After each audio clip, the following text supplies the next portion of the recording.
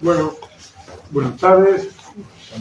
Muchas gracias por la luz, porque cuando uno es viejo y tiene que leer un machete y no entiende lo que dice, y si no hay luz, se pierde todo. Vamos a tratar de dividir la intervención en varios aspectos. El primer aspecto ustedes lo conocen mucho porque es el tema de la semana, es el problema de la pobreza. Los diarios patronales incluso hablan de una sorpresa en relación al hecho de que en la Argentina estamos en el 53% de la pobreza. El 53% de la pobreza es una cosa muy seria. Ustedes fíjense que en el Uruguay, que está gobernado por un sector de derecha similar, con las ideas similares a las de Milei, el índice de la pobreza es 10. Es decir, es grave la situación en Argentina. Ahora, ese índice de la pobreza a nosotros nos sorprende desde el punto de vista político. Lo hemos venido denunciando desde diciembre. En realidad es un combo concreto que es el 62% de la devaluación del salario, la estampida brutal de los precios, la no recomposición salarial, un ajuste descomunal en los servicios y un tarifazo en el transporte. Sumado a eso, la pobreza se acumula porque hay expresamente una quita de la ayuda social, una quita gravísima de la ayuda social, porque a los miles de desocupados les recortaron los planes, les dejaron de dar comida y les quitaron resortes fundamentales que tenían que ver con la ayuda social. De estos 26.000 trabajadores estatales que mencionaba Luis, las áreas que se han achicado son derechos humanos, niñez, discapacidad, mujer, situaciones críticas. Es decir, es el abandono absoluto de la ayuda social y por lo tanto tratar de sumergir a todos en el mundo de la pobreza. Incluso ahora el cambio de ministro de salud, es decir, ha quedado en manos del dueño del Güemes, con lo cual es un avance todavía más profundo en la quita de la entrega de los remedios a los más necesitados. ¿Por qué, digamos, brutal? Esta cuestión, ¿qué significa? O para que uno esta enorme confiscación a los trabajadores está dando resultados desde el punto de vista económico. Era necesario hacer ese ajuste. Si ustedes escuchan las radios, todavía se mantiene un sector que dice, bueno, esto es una joda del kirchnerismo, va a haber que ajustarse hasta un punto para poder llegar. Entonces, aquí viene un problema político que es importante que lo conozcamos, que lo analicemos con detenimiento. Es una confiscación muy grande de los trabajadores, pero que no va a dar un resultado económico. Porque la confiscación se ha hecho a beneficio del capital financiero. Las alzas de las bolsas suben y bajan, y las propagandas que puede hacer el gobierno en relación a los logros, son logros del capital financiero. Y hay un problema político, económico importante, que creo que voy a tratar de resumir en forma simple para que lo podamos también explicar, que es que el hecho de que esta confiscación se ha hecho a costa de que no haya más obra pública, a costa de que haya bajado en una gran proporción la capacidad de la industria, a costa de la pérdida de miles de puestos de trabajo, y por lo tanto, desde el punto de vista económico, la pobreza Es decir, la ausencia de la posibilidad de tener un poder adquisitivo va bajando la inflación, va a crear la deflación, va a crear la depresión. Y esa depresión provoca una crisis en el mismo seno de los capitalistas. Porque hay un sector de la industria que está ocioso, hay un sector de la industria que no interviene. Y el sector de la industria que está vinculada a la exportación está dando sus últimos saludos. Saluda a todo lo que puede hacer el movimiento obrero, pero si no hay un movimiento económico, tampoco le sirve.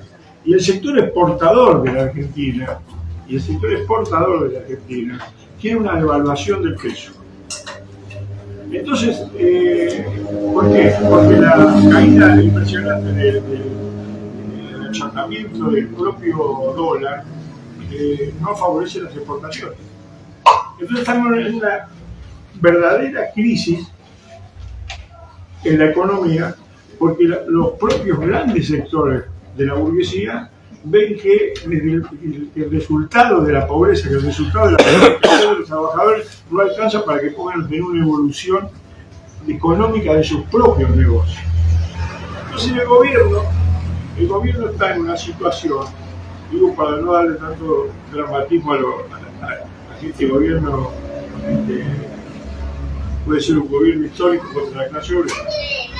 El gobierno puede saltar por los aires, porque si este problema no lo solucionan en la brevedad, se va a transformar en un problema político impresionante, porque el peso de la deuda externa en la Argentina, los vencimientos de los créditos de la deuda externa de la Argentina son gravísimos.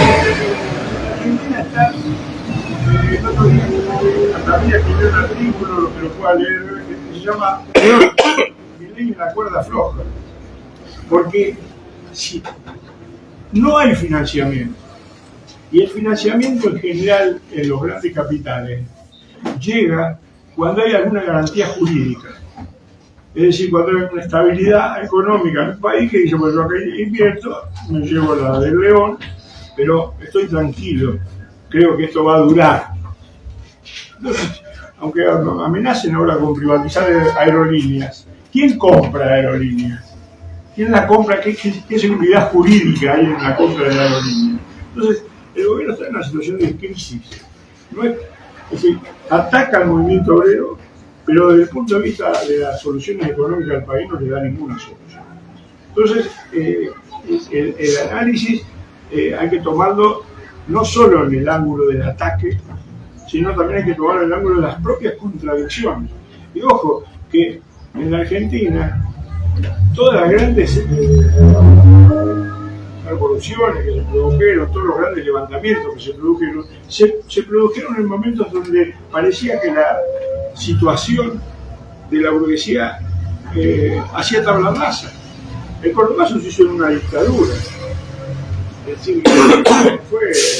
decir, el cuadro económico, la Argentina se lo hizo en una democracia que creía que podían tomar decisiones que finalmente no pudieron tomar. Entonces, el cuadro no hay ninguna derrota histórica de la clase obrera, hay un golpe muy grande.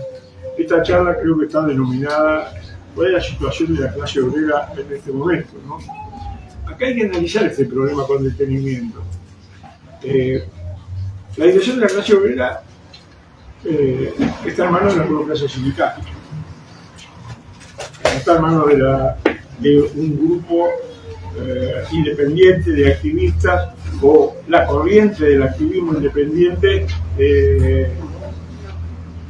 hoy no puede ejercer ningún papel por varias razones, pero hoy no lo puede ejercer. Entonces, lo que está haciendo la burocracia sindical es una política que ya hizo en otras oportunidades.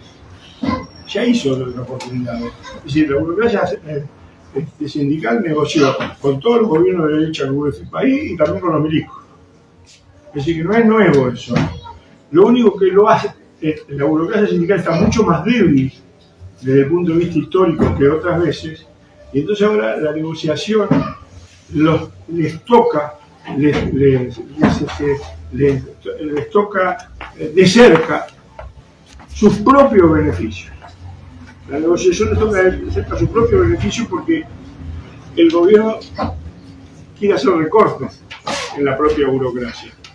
Pero no en la burocracia porque hay una burocracia sindical ni nada, sino recortes porque las necesidades económicas le implican esos recortes. Entonces la burocracia ha negociado una una parcial reforma laboral que es un golpe que, digamos, hoy aparece como, digamos, se aprobó, pero hay que ver si tiene validez jurídica en el futuro. Es todo lo que se hizo hasta hoy en materia de los acuerdos que hizo la burocracia con la CGT están fuera de la ley.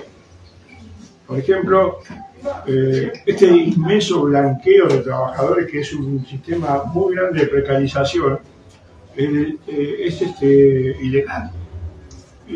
Antes había un periodo de prueba de 3 meses, ahora se elevó a 8 y en algunos casos, si la empresa es chica, a 1 año. El derecho de preaviso se elimina durante ese periodo. Las condiciones de penalidades que había presentes por el trabajo negro o por las deudas que tenían las empresas con el Estado están controladas. Todo eso tiene un inmenso de ilegalidad. La burocracia lo ha hecho acordado, por eso es consensuado el acuerdo de la reforma laboral y en la parte de la ley base, lo ha acordado y ha acordado junto con eso un tema gravísimo que también tiene un inmenso vacío legal, que es el sistema de quebrar el sistema indemnizatorio de la Argentina. Hay un intento serio de quebrar ese sistema. Este sistema, que en la Argentina creo que es el único en Latinoamérica, es decir, no hay ningún país de Latinoamérica que tenga la conquista indemnizatoria que tiene la Argentina. Buscando también Uruguay, las indemnizaciones uruguayas son la tercera parte de las indemnizaciones argentinas de hoy. Entonces, el sistema de que si uno tiene 20 años, le tiene que pagar los 20 años del mejor sueldo más el preaviso, eso es lo que se quiere destruir. Está en una ley. Es la ley, la variación de esa ley todavía va a tener un camino jurídico. Hay que ver si, me explico, cae mi ley y esto se mantiene. No porque es gravísimo. Mi ley se ha copiado del esquema de la UOCRA. El esquema de la UOCRA es un esquema absolutamente terrible porque si yo tengo que comparar la indemnización de un obrero metalúrgico que trabajó 10 años en una empresa, la indemnización de un obrero de la construcción que trabajó 10 años en la misma empresa, el obrero de la construcción cobra el 40% menos de indemnización que el trabajador de la UOM. Es decir, las empresas detrás de todo esto buscan, en primer lugar, ahorrarse el 40% de las indemnizaciones. En segundo lugar, hay un negocio financiero brutal, porque cuando se crea un fondo de cese laboral, el fondo de cese laboral no lo ponen en un cajón, se utiliza en forma privada para colocar bonos. Entonces manotean, como manotean del ANSES, la posibilidad de que haya decenas de fondos laborales. Todo esto todavía tiene que recorrer un camino, porque como desde el punto de vista de la ley es absolutamente ilegal, lo quieren someter a un proceso donde cada sistema indemnizatorio sea acordado por cada gremio. E incluso han dejado de decir 2 o 3 opciones. Es decir, que podemos llegar a tener hasta cese laborales de fábrica. Pero es difícil todavía decir que esto ha sido una imposición y se ha quebrado el régimen indemnizatorio en la Argentina. La burocracia ha canjeado esto porque se retire, porque el gobierno retire un proyecto que tenía que llamaban de democracia sindical para que no pudieran ser reelectos los dirigentes sindicales y no hubiera más cuotas solidarias. Es decir, la cuota solidaria tiene dos lecturas. Hay una cuota solidaria que los sindicatos a veces piden a los trabajadores para aumentar la obra social, y hay una cuota solidaria que es la que verdaderamente importa, que es la que le dan al sindicato las cámaras patronales en cada paritaria, que incluye una proporción de plata de los afiliados y los no afiliados. Esa cuota solidaria, entre comillas, es una especie de coima para que todos los que no son afiliados, el sindicato perciba por ello, pero no los afilie. Es decir, que el sindicato no tenga la fuerza de choque y de lucha para poder llevar adelante, sino es una especie de coima general. La burocracia logró que se retirara de esto a cambio de este proceso. Entonces,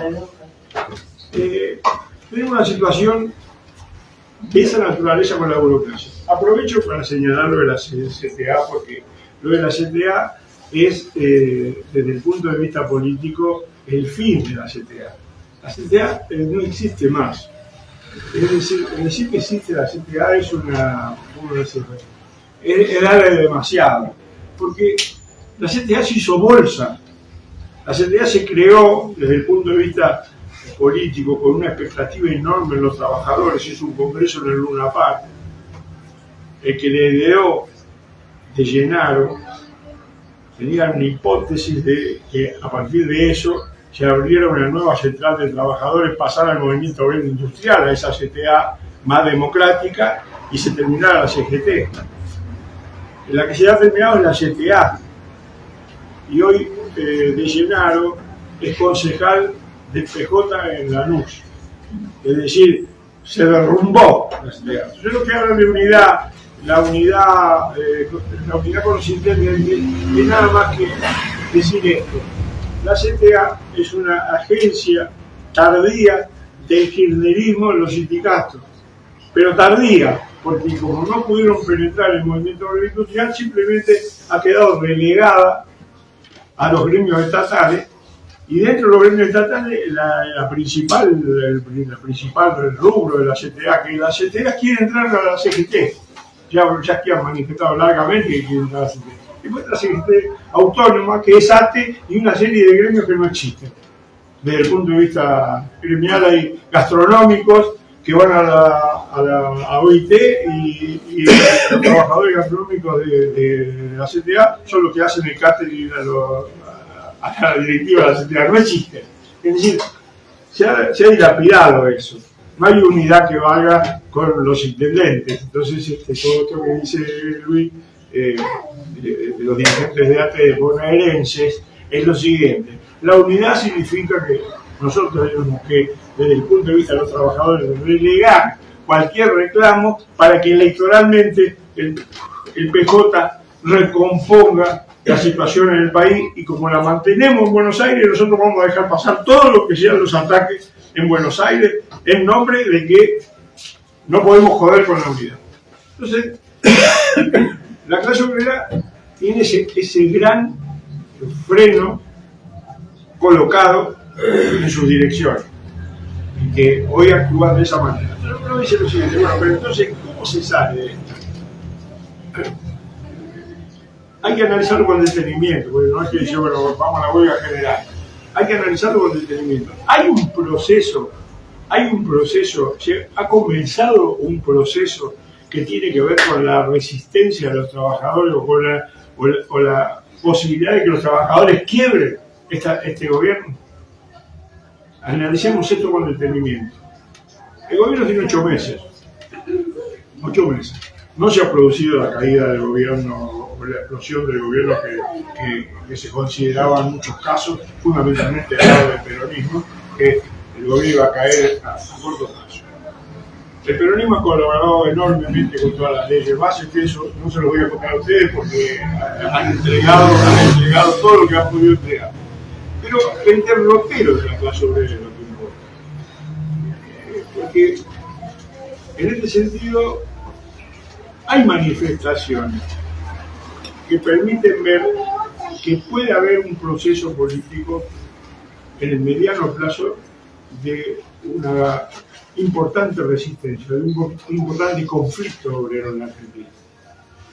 El primer dato no tiene que ver directamente con la clase obrera, tiene que ver con los fenómenos sociales. Por ejemplo, en el caso de la mujer, bajo el kirchnerismo, todo el movimiento de la mujer se había transformado en una discusión de género y había dejado de ser un movimiento reivindicativo de los derechos laborales de la mujer. Y eso había traído que lenguajes inclusivos, todo tipo de variedades de género y un achique general del movimiento de la mujer. El 8 de marzo, y ahora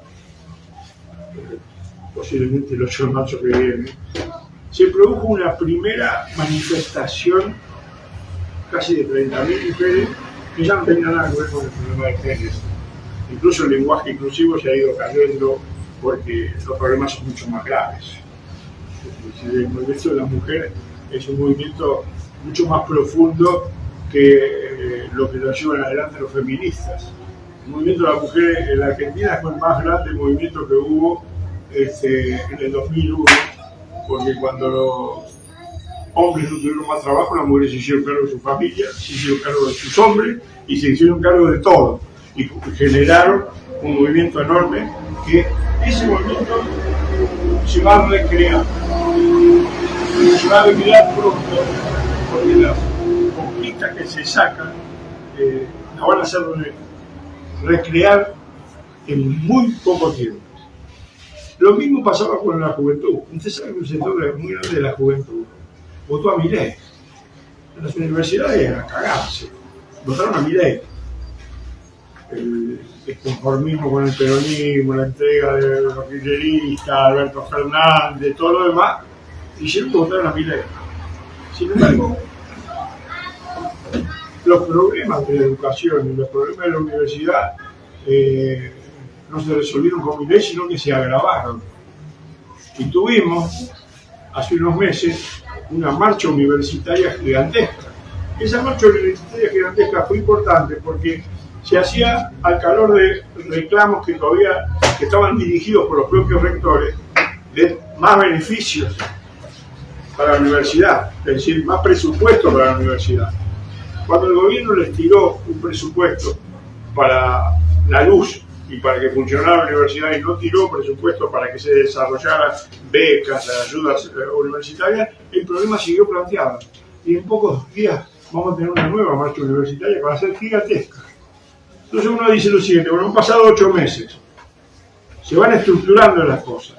Desde el punto de vista político, hay un dato que siempre es bueno tenerlo en cuenta: se realizaron las elecciones universitarias.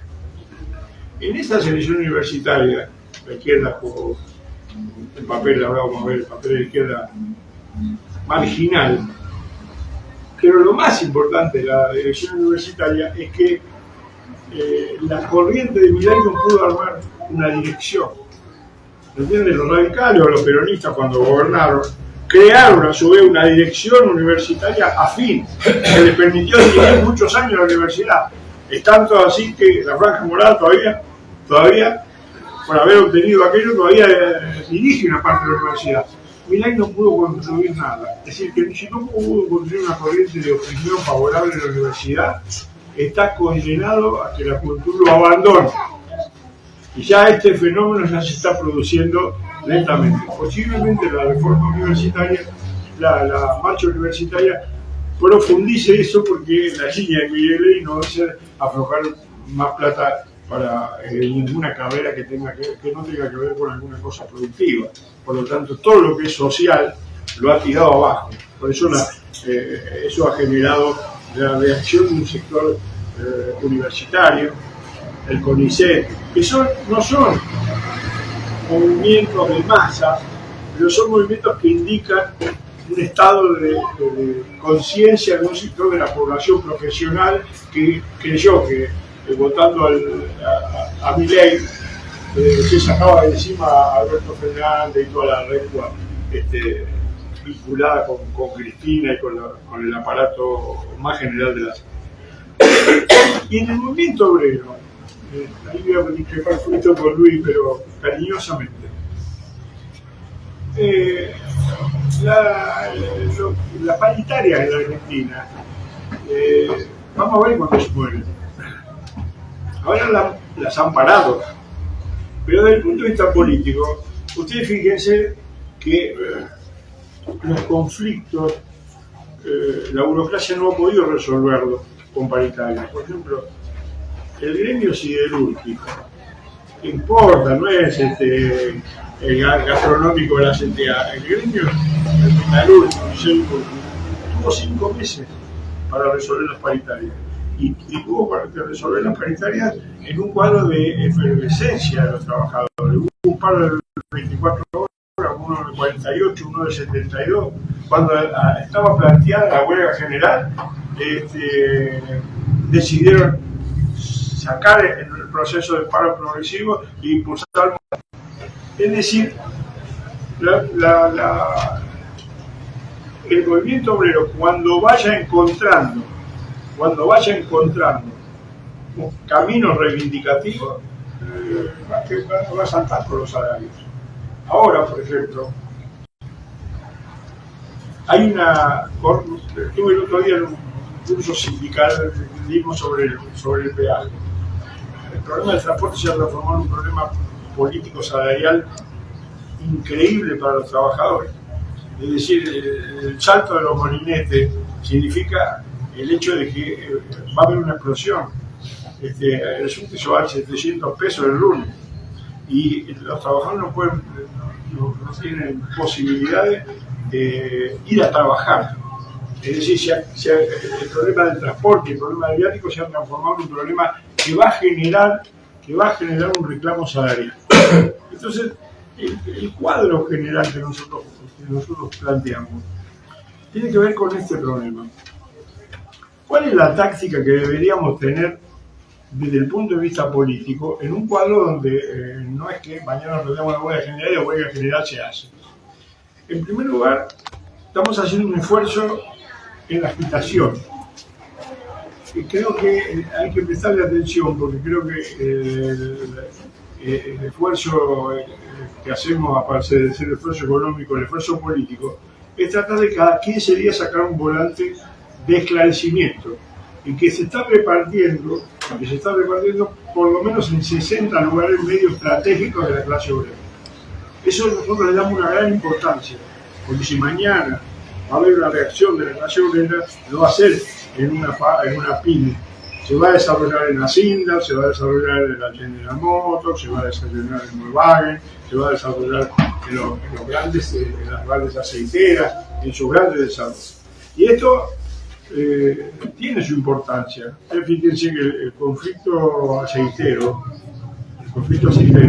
con todos los límites que tiene ese conflicto aceitero, fue producto de un paro general de una semana y logró un salario básico de 1.900.000 pesos. No es una cifra mala, es una cifra importante porque es básico.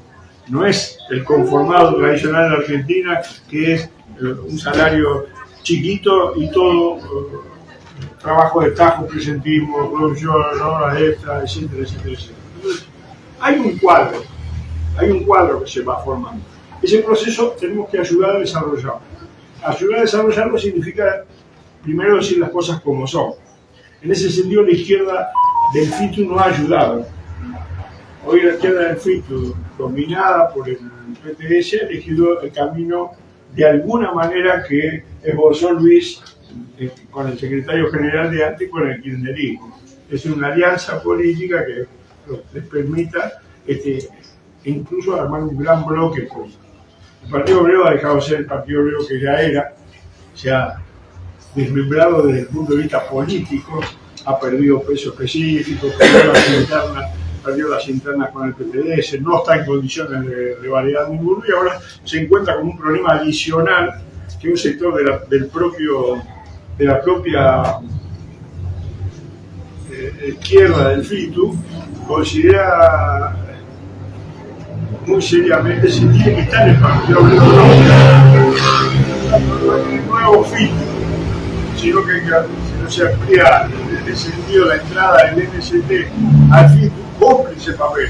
Porque el MST entró al FITU para decir hay que ampliarlo hacia la derecha, no ampliarlo hacia la izquierda. Y por lo tanto, esa línea política no ayuda. ¿Cómo lo hacemos nosotros?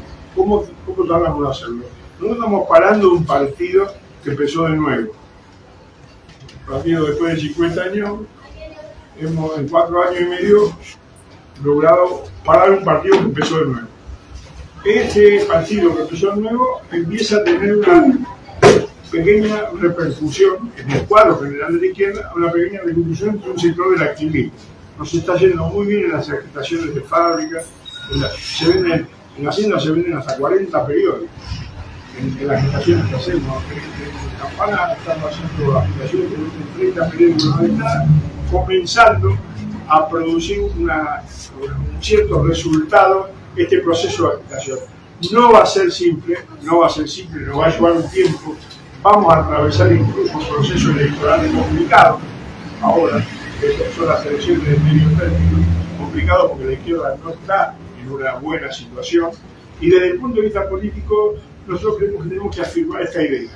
Es decir, la construcción de un partido debe hacerse sobre la base de centralmente los sectores más vivos del activismo juvenil, del activismo obrero, del activismo de la mujer, es decir, de todo lo que signifique una consecuente lucha política para tirar abajo al gobierno. Nosotros por este tema hemos planteado el fuera Milei, porque creemos que no puede haber ninguna posibilidad política real hasta que no se caiga este gobierno.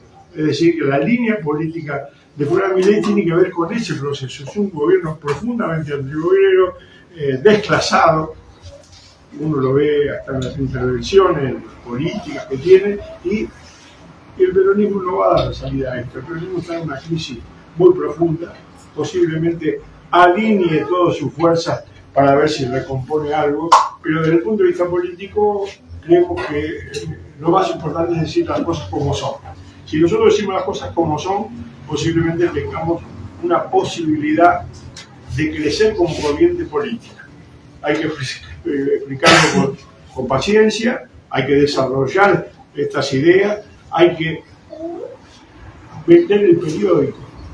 Aunque les parezca mentira, la izquierda abandonó el periódico. Es decir, el Partido Obrero, por ejemplo, decidió no sacar más el periódico, lo saca digital.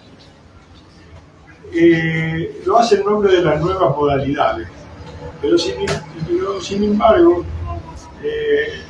lo que se omite en no entregar el periódico en mano es la relación física con los trabajadores.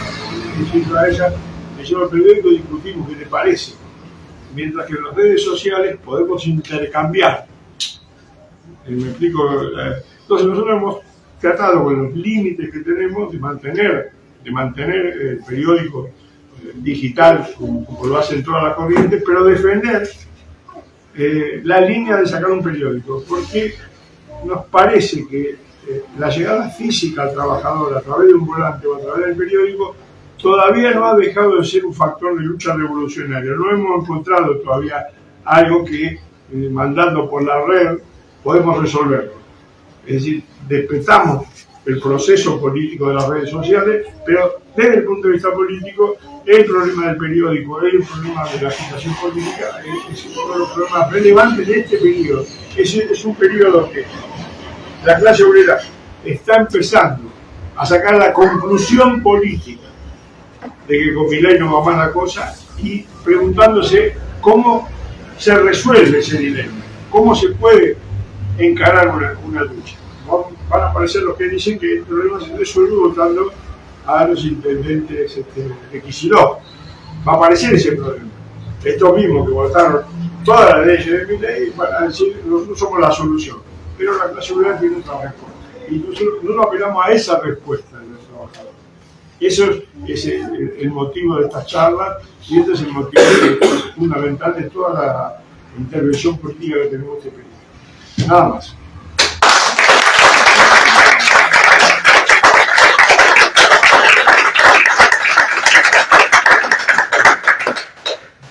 los compañeros, hagamos un debate, se anotan y después los compañeros responden.